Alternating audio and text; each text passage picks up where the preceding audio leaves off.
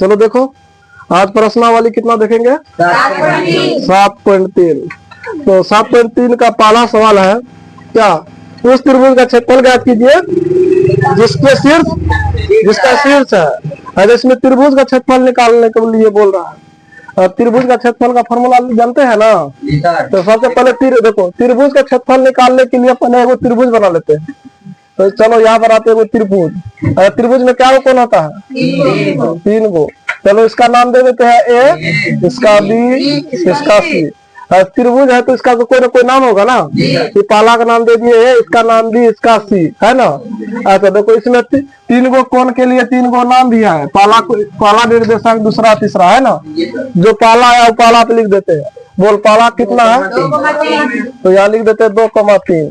और दूसरा क्या है? -1,0। और सी क्या है? 2, तो 2,-4। बोलो इतना तक में किसी को दिक्कत? तो त्रिभुज का क्षेत्रफल निकालने के लिए एक फॉर्मूला याद रखना है। क्या?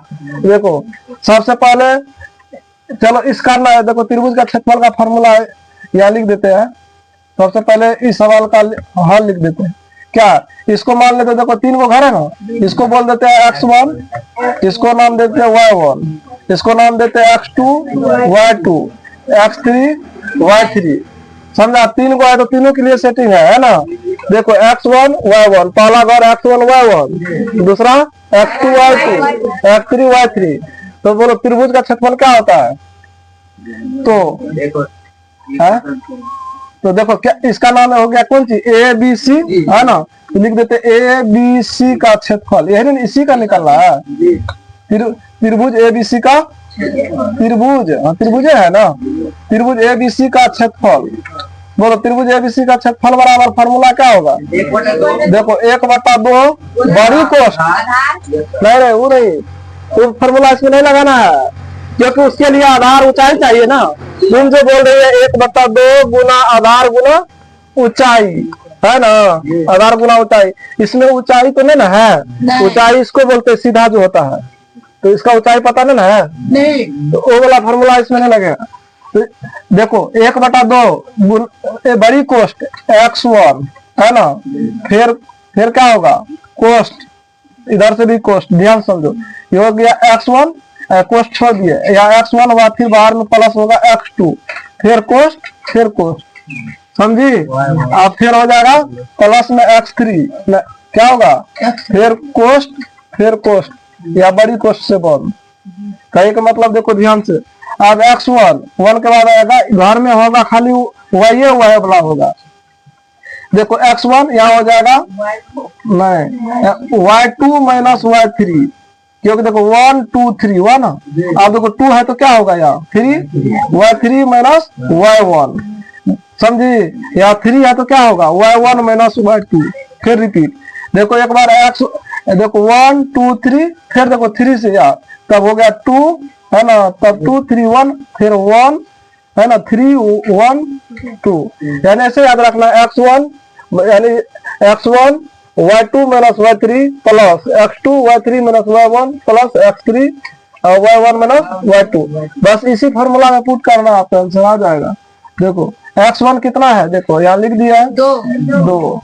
और y2 कितना है? देखो y2 0, तो लिख दो 0, माइनस y3 कितना है? -4, तो -4 पहले से यहाँ माइनस है तो +4 होगा ना। प्लस x2 कितना है? x2 देखो यहाँ माइनस का 1, तो यहाँ माइनस का 1 होगा। देखो ध्यान से, माइनस प्लस गुना करेंगे तो माइनस बन जाएगा ना, तो -1 लिख दिए। कोई दिक्कत? आप बोलो y2 कितना है ना, y3 कितना है? तो y3 है -4, माइनस y1 कितना है? y1 3, फिर कोष्ठ बंद, प्लस x3 कितना है? 2, x3 कितना है? y1 कितना है? बोलो y1 है 3 है ना। y2 कितना है? 0, बड़ी कोष्ठ से बंद। आप देखो, अब यहाँ लिख देते फिर 1/2 बड़ी कोष्ठ, नहीं। अब बताओ, अब देखो सबसे पहले 2 का 2 रहेगा, 0 में 4 जोड़ेंगे क्या होगा? 4 होगा, -1 का 1, माइनस 1 का 1, माइनस माइनस क्या हुआ बोल, -4 -3 कितना, -7 प्लस 2 का 2, 3 में 0 घटाएंगे तो क्या होगा 3। अब देखो फिर 1/2 का 1/2, अब क्या होगा इंटू मतलब गुना, 4 गुना, माइनस को माइनस से गुना करेंगे तो प्लस, 7 को 1 से गुना करेंगे 7, प्लस 3 दूना 6। आप ध्यान से देखो 1/2 का 2, 8 7 15 6 कितना होगा 21 है,